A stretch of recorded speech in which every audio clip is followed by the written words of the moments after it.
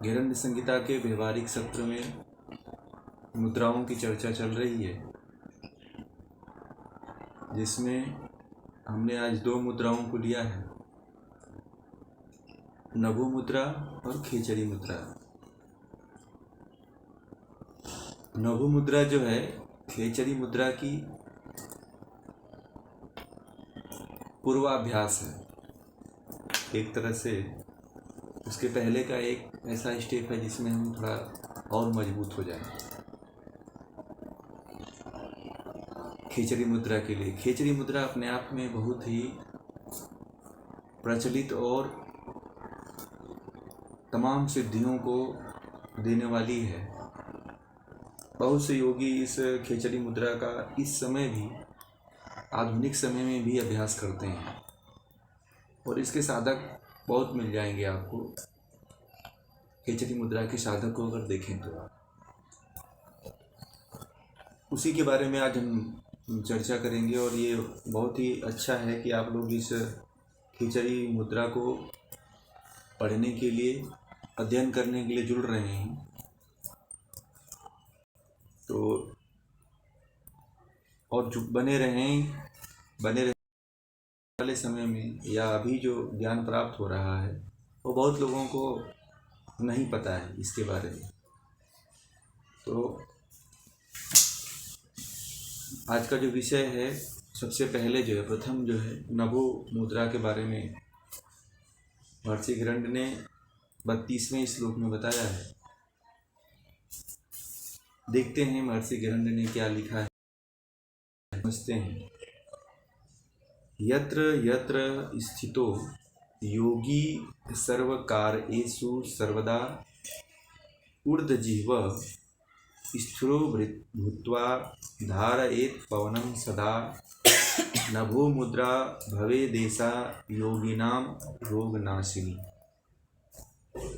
नभो श्लोक उन्होंने बताया है और इस श्लोक में इसकी विधि भी है और इसके लाभ भी को उन्होंने बता दिया है। महर्षि घेरंड कह रहे हैं कि योगी को जो है, मतलब यत्र तत्र, योगी को इसके अर्थ को जानेंगे तो इसके अर्थ में महर्षि घेरंड ये कह रहे हैं कि योगी निरंतर, योगी होता है वो निरंतर, मतलब सर्वदा, मतलब निरंतर सभी कार्यों में स्थिर होकर, स्थिर हुआ योगी, निरंतर सभी कार्यों में स्थिर हुआ, ऊर्ध्वजिह्वा होकर, ऊर्ध्वजिह्वा होकर, मतलब अभी इसको ऐसे ही समझिए, अभी हम इसके अर्थ को बताएंगे। ऊर्ध्वजिह्वा का अर्थ क्या होता है, तो इसमें कह रहे हैं कि ऊर्ध्वजिह्वा होकर कुंभक द्वारा वायु को रोके, अर्थात धारण करे। जैसा इसमें कहा है धारयेत् पवनम, यानी कि वायु को धारण करे, इसी धारण करे, उसके, इसको ही महर्षि घेरंड ने नभो मुद्रा कहा है। क्या करना है आपको? सबसे पहले कह रहे हैं कि कोई भी साधक हो या कोई योगी हो तो कहीं भी स्थित हो, अब इसमें कह रहे हैं कि निरंतर सभी कार्यों में स्थिर हुआ, सभी कार्यों से स्थिर होकर के, सभी कार्यों से सब कार्य अपना निपटा लिया हो और उसके बाद स्थिर होकर के, कोई साधक हो तो साधक अपने कार्य को कर ले, योगी अपने कार्यों को स्थिर करके, सभी कार्यों से जब स्थिर हो जाता है तब जो है जिह्वा को ऊर्ध्व जिह्वा, मतलब जिह्वा को उलट करके, जिह्वा को उलट करके तालू में लगा देने के लिए ऊर्ध्व जिह्वा, इसी को जो है ऊर्ध्व जिह्वा कहते हैं। जिह्वा को उलट करके तालू में लगाना ही ऊर्ध्व जिह्वा है। उलट करके तालू में लगा दें और फिर जो है जैसे ही जीभ को ऊर्ध्व जीव करके तालू में लगाते हैं उलट करके, उसके बाद जो है कुंभक करें, श्वास यानी कि वायु का ग्रहण करें। ग्रहण करने के बाद जो है आप उसको जितना देर तक रोक सकते हैं उतने देर तक रोकें। इसमें ऐसा नहीं कहा हुआ है कि कुछ घड़ी तक रोकने की बात, ऐसा नहीं कहा हुआ है, यानी कि जितने देर तक आप रोक सकते हैं उतने देर तक वायु को रोकें। इसे ही महर्षि गिरण्य कह रहे हैं, इसे ही नभो मुद्रा कहते हैं। अब इसके कुछ लाभ बताए हैं कि इस नभो मुद्रा के करने से क्या होता है। तो ये कह रहे हैं कि नभो मुद्रा भवे देशा योगिनाम रोग नाशिनी। कह रहे हैं कि नभो मुद्रा के करने से, नभो मुद्रा के होने से जो है सभी योगी के सभी रोग, सभी तरह के जो रोग होते हैं वो सभी रोगों का नाश हो जाता है, सभी रोग नष्ट हो जाते हैं इस मुद्रा के करने से। केवल आप जीभ को उलटकर तालू में लगा लीजिए और कुंभक कर लीजिए, बिना कुंभक का ये सिद्ध नहीं होगा। आप चाहें कि केवल हम जीभ को पलट करके और तालू में लगा करके रखें और इसको सिद्ध कर लें तो कभी नहीं होगा। बिना कुंभक का कोई भी मुद्रा सिद्ध नहीं होने वाली है। तो ये है नभो मुद्रा। इसके लाभ जो बताए हैं कि इसके जो लाभ होंगे, इसके जो आपको सिद्धियाँ, इससे जो सिद्धियाँ प्राप्त होगी वो सभी रोग जो है नष्ट हो जाएंगे शरीर के। जितने भी अभी उत्पन्न हुए हैं या उत्पन्न होने वाले जो रोग हैं वो सभी तरह के रोग इस मुद्रा के करने से नष्ट हो जाएंगे। तो इस मुद्रा का अभ्यास जो है आप प्रतिदिन करें। यही महर्षि गिरण्य ने इसमें जो है नभो मुद्रा में बताया है। बाकी बहुत ज़्यादा नभो मुद्रा में कोई विशेष वर्णन नहीं है। नभो मुद्रा में बस इतना ही बताया है कि जीवा को मोड़ लीजिए, कुंभक लगा लीजिए और उसको रोक करके रखिए वायु को, उसके बाद छोड़ दीजिए। फिर छोड़ने के बाद आप इसका अभ्यास निरंतर जारी रखिए।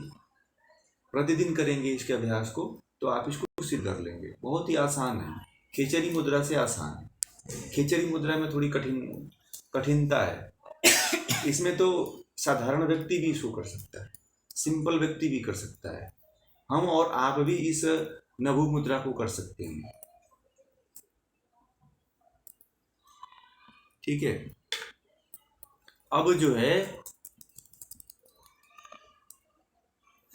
खेचरी मुद्रा को हम जानेंगे। खेचरी मुद्रा क्या है।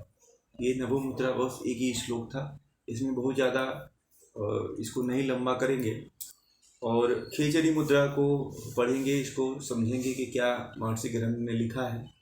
तो खेचरी मुद्रा में महर्षि गिरण्य ने करीब 8 श्लोक हैं इसमें। 8 श्लोक में इसका वर्णन है, विधि है, लाभ है, क्या क्या आपको प्राप्त होता है, कैसे प्राप्त होता है, इस सारा उन्होंने बताया है इसमें। इसको बहुत विधिवत तरह से पढ़ेंगे, जानेंगे, समझेंगे। नभो मुद्रा इसकी पूर्व तैयारी थी, ये समझिए। इसीलिए आज के विषय में दोनों को मैंने जोड़ दिया, क्योंकि जो है नभो मुद्रा जो है खेचरी मुद्रा से संबंधित थी। तो जब भी आप भी करें तो पहले नभो मुद्रा का अभ्यास कर लें, नभो मुद्रा जो है इसको सिद्ध करें, उसके बाद जो है खेचरी मुद्रा का अभ्यास आप शुरू करें। तो चलिए पढ़ते हैं, इसको जानते हैं। अब इसमें जो 33वां श्लोक है उसमें महर्षि गिरण्य कह रहे हैं कि जिह्वाधो नाड़ी संचित्य रसना चालयित सदा दोह एन्नव नीतेन लौभयंत्रेण एवं नित्यं समभ्या सालंबिका दीर्घता व्रजेत यावद्दच्छेद ध्रुवोर्मध्ये तदा सिद्ध्यति खेचरी रसना तालुमूले तु शनैः प्रवेशयेत् कपाल कुहरे जिह्वा प्रविष्ठा विपरीतगा भ्रुवोर्मध्ये गता दृष्टिर्मुद्रा भवति खेचरी। ये 35 श्लोक तक हमने पढ़ा है, जिसमें इन्होंने विधि को बताया है कि आपको किस तरह से खेचरी मुद्रा का अभ्यास करना है। 33 से लेकर के 35 तक 3 श्लोकों में जो है खेचरी मुद्रा के क्रिया विधि के बारे में बताया है कि आप किस तरह से खेचरी मुद्रा का अभ्यास करेंगे। तो इसमें इसके श्लोक से ही हम इसके अर्थ को बताएंगे जैसा उन्होंने लिखा हुआ है, और आप उसी तरह जानें। बहुत से जो व्याख्याकार हैं, व्याख्याकारों के किताबों से न उलझें। हाँ, उनकी व्याख्या मान करके उनका नाम दे करके आप कहीं किसी को समझाना हो, बताना हो तो उसका उत्तर दें, महर्षि हिरण्य ने जैसा बताया है उसको वैसा ही जाने यथार्थ रूप। तो महर्षि हिरण्य कह रहे हैं कि जिह्वा के नीचे, जिह्वाधो नाड़ी संचित्व, जिह्वा के नीचे जिह्वा और उसकी जड़ को मिलाने वाली नाड़ी, जिह्वा ये वाला भाग, जिह्वा और उसके जड़ को मिलाने वाली जो नाड़ी होती है, ये देखेंगे एक धागे की तरह की होती है, वो भी पतली सी चमड़ी दिखाई देती है। तो उसको कह रहे हैं कि वाली जो नाड़ी है उसका छेदन करते हैं, निरंतर छेदन करते हैं उसको। यानी कि आप कुश ले लीजिए या फिर धागा ले लीजिए, इससे छेदन करने की कह रहे हैं कि उसका छेदन करते हैं, उसका छेदन निरंतर जिह्वा के छेदन करके जिह्वा के अग्रभाग का चालन करें, अग्रभाग का चालन करें और तथा मक्खन लगा दोहन करते हुए लोहे की चिमटी से खींचें। देखिए जैसा कह रहे हैं वैसा ही आप करने का प्रयास करिए। फिर कह रहे हैं कि नित्य नित्य ऐसा करने से जीवा बड़ी हो जाती है। और फिर कह रहे हैं कि क्रम से अभ्यास द्वारा जीवा इतना लंबा कर लेना चाहिए कि भौहों के मध्य तक पहुंचा सके। जीवा को अंदर से भौहों के मध्य तक, मानी कि उसके बराबर तक, इतना जीवा को मोड़ दें कि इसके बराबर तक, भौहों के मध्य तक जीवा आ जाए। ठीक है। फिर जीवा को क्रमशः तालु के मूल में धीरे धीरे जीवा को उलट करके ऊपर की ओर कपाल रंध्र में, वही बात है जहाँ जीवा की बात है, कपाल रंध्र में ले जाएं और उस समय दोनों भौहें के मध्य में दृष्टि रखें। जब आप जीवा को जो तालु के अंदर धीरे धीरे जब ले जाएं तो जो आपकी दृष्टि हो वो भूमध्य में हो, दोनों भौहें के बीच में हो, यही खेचरी मुद्रा है। इसमें कुंभक की बात उन्होंने नहीं कहा है। इसमें सूत्र श्लोक में भी पढ़ेंगे तो कहीं भी इन्होंने कुंभक की बात नहीं कही है इस मुद्रा में। बाकी जो मुद्राएं थी उनमें कुंभक की बात कही थी। पहले ये इतना कठिन हो गई कि इसमें उन्होंने कुंभक की बात कही ही नहीं। जीवा को हम जहाँ पे पहुँचाना है वहाँ तक पहुँचा दिए। नभो मुद्रा में केवल हम तालु में लगा देते हैं। और जो खेचरी मुद्रा है, खेचरी मुद्रा में प्रतिदिन जो है हमें इस वाले भाग को काटना है। अगर आप देख सकते हैं तो देखिएगा, जीवा के नीचे वाला जो एक सबके जीवा के जड़ में नीचे से उठा करके नीचे से देखेंगे तो एक चमड़ी लगी रहती है, वो पतली सी चमड़ी जोड़ती है उसके जड़ से और उसको जीवा को। तो उसको धीरे धीरे धीरे धीरे काटा जाता है। या तो आप पूछ से काटें या किरिखर या फिर कोई पतला धागा हो, उस पतले धागे से काटें इसको। पतले मतलब एक सुई के नोक बराबर प्रतिदिन इसका भेदन करना है। भेदन करने के बाद इसका चालन करना है, इसको चलाना है मुंह में चारों तरफ। इसी क्रिया मतलब गति करना है, चालन करना है। फिर इसको चलाना है आगे पीछे चारों तरफ ऐसे। फिर चालन करने के बाद जो कह रहे हैं महर्षि हिरण्य कि इसके बाद इसको जो है आप लोहे के चमटी से मक्खन लगाकर ऐसे खींचें, ऐसे जैसे दूध हम दूहते हैं ना गाय भैंस का, वैसे ही इसका दोहन करें। और फिर दोहन करने के बाद जो है क्रम जैसे जैसे अभ्यास बढ़े उस वैसे वैसे इसको धीरे धीरे लंबा करें, खींच कर उसको धीरे धीरे ऐसे पकड़ करके, फिर हाथ से पकड़ करके ऐसे खींचें, दोहन करें। जब जीभ लंबी हो जाए तो उसको इतना लंबा करें कि भूमध्य तक पहुंच जाए, यानी कि आपका बाहर से यहाँ तक आ जाए, है ना। भ्रूमध्य मतलब दोनों भौहें के मध्य, मतलब अंदर से नहीं, बाहर से। भ्रूमध्य मतलब कि जीभ यहाँ तक आ जाए। एक तो नाक को टच करके नाक के बाद यहाँ आ जाए। अब देखिए हम लोगों की जीभ यहीं तक आ रही है, नाक तक भी नहीं पहुँच रही है। अब ये कह रहे हैं कि भ्रू मध्य तक पहुँच जाए, दोनों भौहें के मध्य तक पहुँच जाए। इतना हम इसको काट लें कि यहाँ तक पहुँच, जीभ यहाँ तक लग जाए। कुछ लोग यहाँ तक नाक तक लगा लेते हैं अभ्यास करके, बाकी नाक से ऊपर अगर चला जाए, भ्रू मध्य तक चला जाए, तो फिर कह रहे हैं कि जब आ जाए इधर से ऊपर से, तो फिर उसको नीचे से क्या कह रहे हैं कि नीचे से क्रमशः अब उसको तालु में पहुंचा करके उसको जो है कपाल रंध्र तक पहुंचाना है। कपाल रंध्र तक मतलब यहाँ तक उसको यहाँ तक ऊपर तक जो है उसको ले जाना है, पहुंचा कर कपाल जहाँ पे रंध्र उसका समाप्त होता है, जहाँ पे सिर वाला भाग शुरू होता है, वहाँ तक उसको ले जाएं जीवा के अग्रभाग को। तो जब जिसकी जीभ इतना कट जाएगी कि यहाँ तक आ जाए तो फिर वो कपाल रंध्र तक पहुँचा ही लेगा। और कहते हैं कि जब यहाँ तक पहुँच जाए, जब तो क्या करना है, आपको दोनों भौवें के बीच में दृष्टि को लगाना है। दोनों भौवें के बीच में दृष्टि लगा लीजिए। फिर लगाने के बाद जो है आप यही जो है, इसी को कह रहे हैं, यही जो है खेचरी मुद्रा है। बहुत आसान है, कहने के लिए बहुत आसान है, करने के लिए कठिन है। बहुत से ऐसे हरिद्वार में ऐसे हठयोगी हैं जो खेचरी मुद्रा का अभ्यास करते हैं। बहुत से जो तपस्थली हैं, तो जो योग पहले से करते हैं, जो हठ योग में सिद्ध हैं, वो लोग सिद्ध किए हुए हैं इसके। बाकी अगर आप लोग अभ्यास करते हैं तो किसी गुरु के सानिध्य में रह करके ही इसका खेचरी का अभ्यास करिएगा।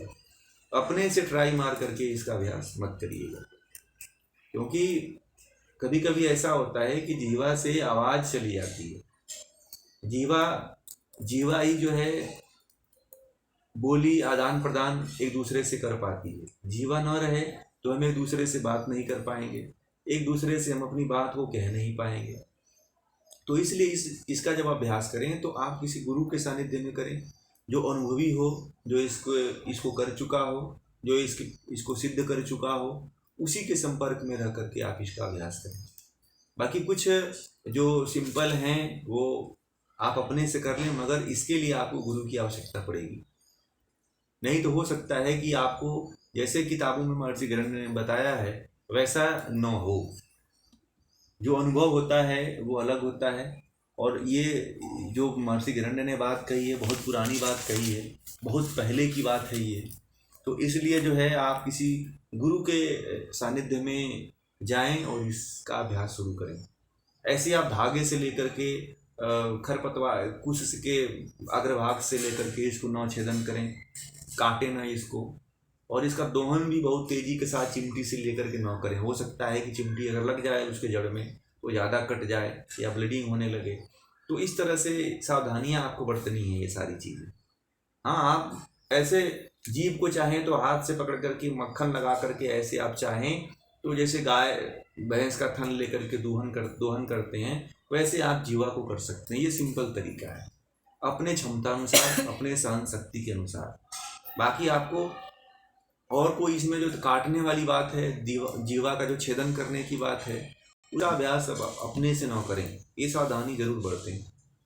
नहीं तो ऐसा ना हो कि आप जो है इसमें जैसा बताया है फिर आप उस तरह का अभ्यास करना शुरू कर दें। ऐसा नहीं करना है। फिर जो है अगले 36, 37, 38, 39, 40 में अब इसके जो लाभ हैं, क्या क्या प्राप्त होते हैं, क्या क्या रोग नष्ट होते हैं, क्या क्या सिद्धियां प्राप्त होती हैं, इसके बारे में महर्षि गरण्य कह रहे हैं।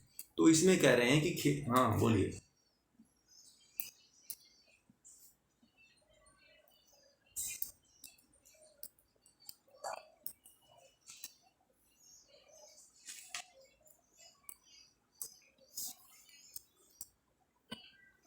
नहीं नहीं, अंदर से नहीं, आपको मैंने जीभ तो निकाल के बताया ना। ऐसे जीभ को ऐसे निकालेंगे तो इसको इतना निकालते हैं कि ये यहाँ तक पहुँच जाए। बात समझ में आएगा? भूमध्य तक पहुँच जाए, इतना छेदन, इसका छेदन और चालन करते हैं कि यहाँ तक पहुँच जाए। फिर अंदर से कपाल गुहा में, कपाल गुहा अंदर है ना, तो फिर अंदर से इसको डालते हैं। बात समझ में? अरे जीभ को उल्टा करके ले जाते हैं ना अंदर कपाल गुहा में, मुंह के अंदर से।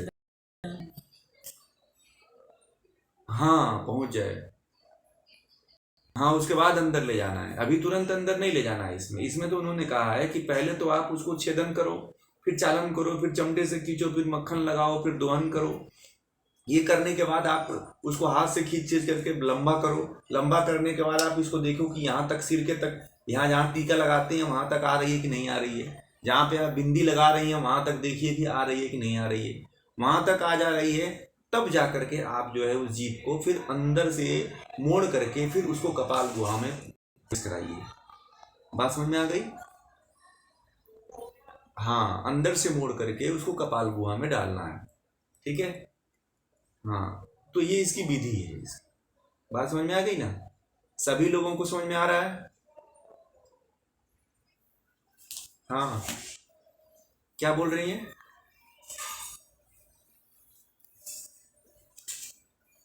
वो तो जो अनुभव किया होगा वो भी वही जानता होगा, मैं भी अनुभव नहीं किया हूँ आपको। ठीक है?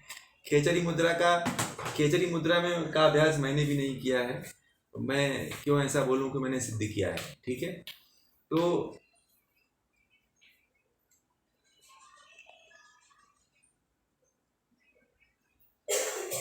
वहां तक नभो मुद्रा करिए, कपाल रंध्र ऊपर चला जाता है, वो तो तालू में लगाना है ना। आपकी जीभ जो जाती होगी केवल तालू तक जाती होगी, कपाल रंध्र तक नहीं जाती होगी। ठीक है, वो ऊपर है वो जीवा के, वो ऊपर है, जो जीवा के जड़ है मोड़ देंगे तो उसके ऊपर चला जाता है, उतना अंदर तक चला जाता है। ठीक है, जैसे आप वो करते हैं ना, क्या नाम है, जब नेति करते हैं, सूत्र नेति या रबर नेति करते हैं, तो देखते होंगे अंदर से नाक से डाल करके उस तरह से निकाल देते हैं। ठीक है ना, तो वैसे जाता है। अब आप इसका अभ्यास अभी मत करिएगा, है ना, सावधानी मैंने बताया है कि बिना किसी गुरु के सानिध्य के ना करिएगा। ठीक है ना। चलिए अब आगे के श्लोकों में चलते हैं, 36 से लेकर के 40 में। उसमें कह रहे हैं महर्षि गरुड़ कि न च मूर्छा क्षुधा तृष्णा नैवालस्यम प्रजायते न च रोगो जरा मृत्यु देह देह जायते। अब इसमें कह रहे हैं कि खेचरी मुद्रा का अभ्यास करने वाला साधक को, जो खेचरी मुद्रा का अभ्यास करने वाला साधक है, ना ही उसको मूर्छा आती है, ना ही उसको क्षुधा भूख लगती है, ना ही उसे प्यास लगती है, और ना ही उसे आलस्य आता है। आलस्य ये सब नहीं सताता है उसको। जो खेचरी मुद्रा का अभ्यास सिद्ध कर लेता है उसको ना ही कभी मूर्छा आती है, ना ही कभी मूर्छा मतलब नींद आती है, ना ही कभी भूख लगती है, ना ही कभी प्यास लगता है, ना ही उसे आलस्य आता है। इतना मतलब कि ये सब उसको सताते ही नहीं है। हर व्यक्ति को यही सताता है ना, भूख लगती है, नींद लगती है, प्यास लगती है, सब व्यक्ति को, फिर आलस आता है। ये हम और आप सभी लोगों को ये सारी चीज़ें होती हैं, इसलिए हम जो है साधना की तरफ नहीं बढ़ पाते हैं। जो खेचरी मुद्रा में चला सिद्ध कर लेता है खेचरी मुद्रा को, उसको ये सारी चीज़ें, भूख प्यास जो है, भूख प्यास नींद, यानी कि ये जो आलस्य है, सबको जीत लेता है। तो ये कह रहे हैं कि इससे ये लाभ होता है। फिर कह रहे हैं कि रोग और बुढ़ापा, रोगों से मुक्त हो जाता है, बुढ़ापा उसको नहीं आता है, और मृत्यु का भय नहीं रहता है उसको। जो मृत्यु का भय सबको बना रहता है कि मैं मर जाऊंगा, जो अस्मिता नामक क्लेश है वो नहीं रहता है उसको, खेचरी मुद्रा को सिद्ध करने वाले साधक को। ये 36वें श्लोक में कह रहे हैं महर्षि गरुड़ कि अगर आप खेचरी मुद्रा का अभ्यास करते हैं तो ना ही आपको कभी भूख लगेगी, ना ही आपको कभी नींद आएगी, ना ही आपको कभी प्यास लगेगी, और ना ही आपको आलस आएगी। भाई अब ये इन 3-4 चीज़ों में ही व्यक्ति पूरा घिरा रहता है ना। नींद उसे आती है, बार बार खा लेगा तो नींद आ जाएगा, सोना उसको अनिवार्य है, उसको नींद भी नहीं सताती है, न सोए तो भी चल जाता है उसका। हम आप न सोए तो फिर तो पागल हो जाएंगे कुछ दिनों तक, फिर नींद की गोलियां खाना शुरू कर देते हैं। खेचरी मुद्रा का जो साधक होता है वो न सोए तब भी उसका चल जाएगा। मगर शरीर को अगर लंबे समय तक जारी रखना है तो खेचरी मुद्रा के साधक को भी सोना चाहिए। अब इसमें ऐसा अनिवार्य नहीं कहा है कि वो जीत लेता है, उसको सिद्ध कर लेता है। न सोए तभी भी चल जाएगा, न खाए तभी भी चलेगा, न पानी पिए तब भी चलेगा, न और उसको आलस से तो कभी आती ही नहीं।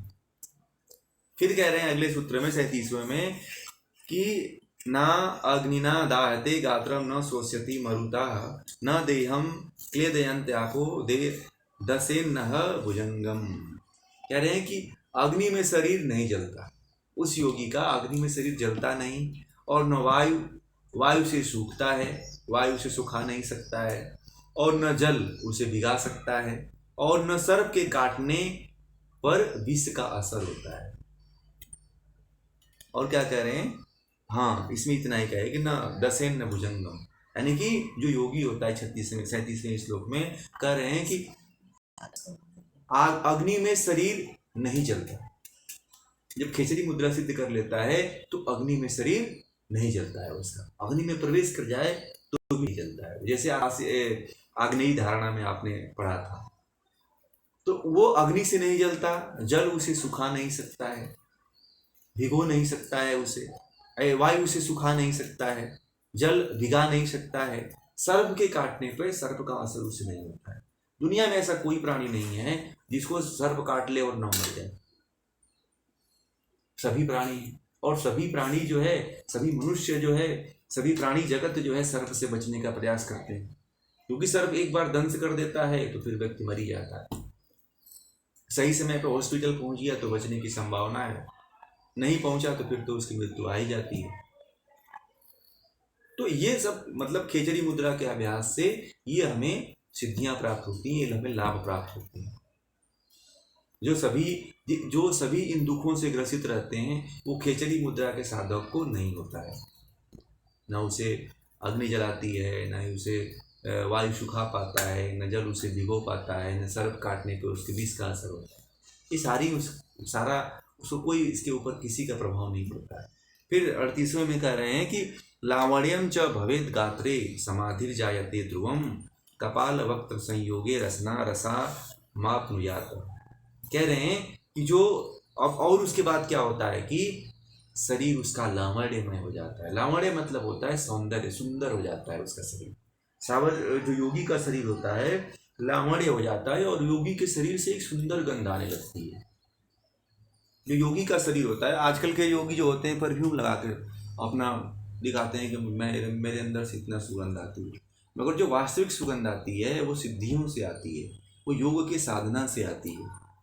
तो महर्षि घेरंड कह रहे हैं कि अगर खेचरी मुद्रा का जो साधक होता है उसके अंदर लावण्यमय हो जाता है। लावण्य में सौंदर्यता आती है, सुगंध आता है, तेज आ जाता है, ओज आ जाता है, और शरीर के पास एक सकारात्मकता अनुभव होता है। हर व्यक्ति के पास आप जाइए, किसी भी व्यक्ति के पास, हर व्यक्ति के पास सकारात्मकता का अनुभव नहीं होता है। आप किसी व्यक्ति के पास बैठिए तो लगता है कि इस व्यक्ति से जल्दी उठ करके यहाँ से भगें, घृणा होने लगती है उस व्यक्ति के पास जाने में। ट्रेन में बैठे हैं, बस में बैठे हैं, कहीं भी जा रहे हैं तो उस व्यक्ति के साथ पास जाते ही घृणा होने लगती है या अच्छा लगने लगता है। तो योगी जो होता है, जब योगी जहाँ भी जाता है वहाँ पे बहुत ही मन भावन लगने लगता है, लावण्यमय हो जाता है उसका शरीर, सुंदर हो जाता है। तो सुंदरता से मतलब कि केवल शरीर जो रहती है वो तो वही शरीर रहती है। सुंदर का मतलब वो नहीं होता है कि केवल शरीर गोरा हो जाए। सुंदरता का मतलब होता है जो सभी गुण उसके अंदर विद्यमान हो जाते हैं। सुंदर उसको कहा जाता है जो गुणों से परिपूर्ण हो जाता है, सर्वगुण संपन्न हो जाता है, उसे सुंदर कहा जाता है। सुंदर उसको नहीं कहा जाता है जो शरीर जिसका गोरा हो। जो काला भी होता है उसको भी सुंदर कहा जाता है। जो सांवले रंग का होता है, जो गेहूं रंग का होता है, उसको भी सुंदर कहा जाता है जब उसके अंदर सारे गुण विद्यमान हो जाते हैं, सर्वगुण संपन्न हो जाता है। आजकल का जो मापक है वो अलग ही है। तो वो कह रहे हैं कि वो लावण्य में सुंदर हो जाता है, शरीर उसका सौंदर्य से पूर्ण हो जाता है। और कह रहे हैं कि समाधिर जायते ध्रुवम, समाधि सिद्ध हो जाती है। अब यहाँ पे देखिए कहीं पे भी समाधि की बात नहीं आई, केवल खेचरी मुद्रा में समाधि की बात आई है। तो यहाँ पे समाधि सिद्ध हो जाती है। खेचरी मुद्रा में जो साधक होता है वो समाधिस्थ हो जाता है, फिर उसे समाधि प्राप्त हो जाती है। फिर और आगे कह रहे हैं कि कपाल वक्त्र संयोगे, कपाल यानी कि कह रहे हैं कि कपाल और रसना के संयोग से, कपाल और वक्त्र संयोगे रसना रसाम मापनुयात, यानी कि कपाल और रसना के संयोग से अनेक रस पैदा होते हैं, विभिन्न प्रकार के रस पैदा होते हैं। जब कपाल और जीवा का संयोग होता है तो ऐसे अद्भुत रस का मतलब ऐसे रसों का बहुत से अद्भुत रस की उत्पत्ति होती है। फिर अब जो है आगे कह रहे हैं कि नाना रस समुद्भूत समानंदम च दिने दिने आदौ च लवणम क्षारम च ततस्तिक्त कसायकम। कहते हैं कि जीवा से, अब ऐसे कपाल और जीवा के संयोग से अद्भुत अनेक तरह के रस निकलते हैं। फिर कह रहे हैं कि जीवा से दिनों दिन, यानी कि आदो नासा, जीवा से दिनों दिन अद्भुत रस उत्पन्न होता है, नए नए रसों की अनुभूति होती है, नए नए रसों की नए नए रसों की अनुभूति होती है, होने लगती है। इसके अभ्यास से धीरे धीरे धीरे जो है नए नए रसों की अनुभूति आपको होने लगती है, जिसका अनुभव आप कभी किए ही नहीं। अद्भुत अद्भुत रसों का, आपने 6 रसों का अनुभव किया है, तो इससे भी अलग हटके कह रहे हैं कि अन्य जो रस हैं जो हमें नहीं अनुभूत हो पाते हैं, केवल 6 रस ही मनुष्य को अनुभूत होते हैं। मधुर, अम्ल, लवण, तिक्त, कसाय, है ना, कड़वा, ये जो 6 रस होते हैं, केवल यही रस जो है हम लोगों को अनुभूत होते हैं और इसी रस में हम खूब भोजन का आनंद लेते रहते हैं।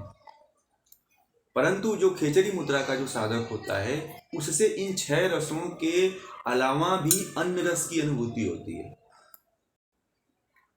हमें तो बस इसी में ही हम अपने आप को पूरा लिप्त किए हुए हैं, 6 रसों में। इसी 6 रसों से संबंधित सभी तरह के फल, फूल और जितने भी हम भोज्य पदार्थ बनाते हैं, सब्जियां बनाते हैं, व्यंजन बनाते हैं, सभी तरह का टेस्ट आता है। या हम कोई बाहरी कोई इत्र डाल देते हैं या कोई ऐसा केमिकल डाल करके हम अलग स्वाद की अनुभूति कर लेते हैं।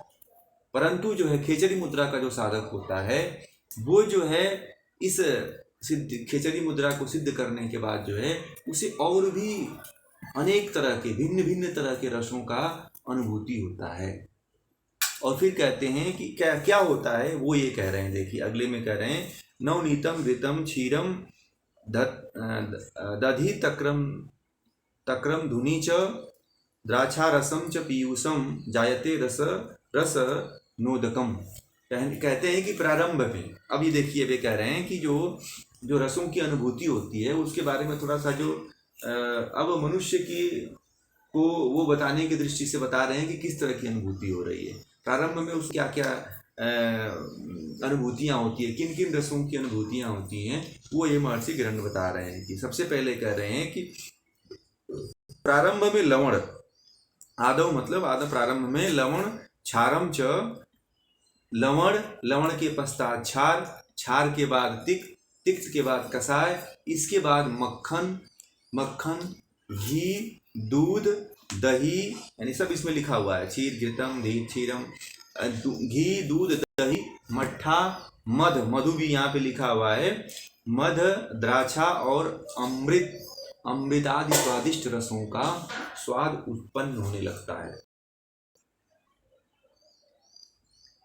जो साधक खेचरी मुद्रा को सिद्ध कर लेता है, उसको ये 6 रसों के अलावा ये जो मक्खन है, घी है, दूध है और ये द्राक्षा है, ये तमाम जो रस होते हैं, उन सभी रसों का उसे अनुभूति, आनंद उत्पन्न होने लगता है, उसका रसास्वाद करने लगता है।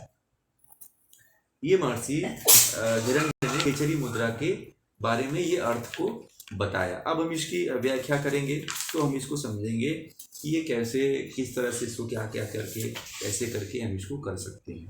बाकी समय भी कम है तो मैं बहुत थोड़ा सा ही समय लूँगा आपको, 5 मिनट का, और इसमें इसको पूरा कर दूँगा। तो देखिए सबसे पहले इसमें एक ही चीज़ का ध्यान देना है, महर्षि गिरण्य ने सारी बातें उन्होंने बता दिया है कि किस तरह से आपको इसका अभ्यास करना है।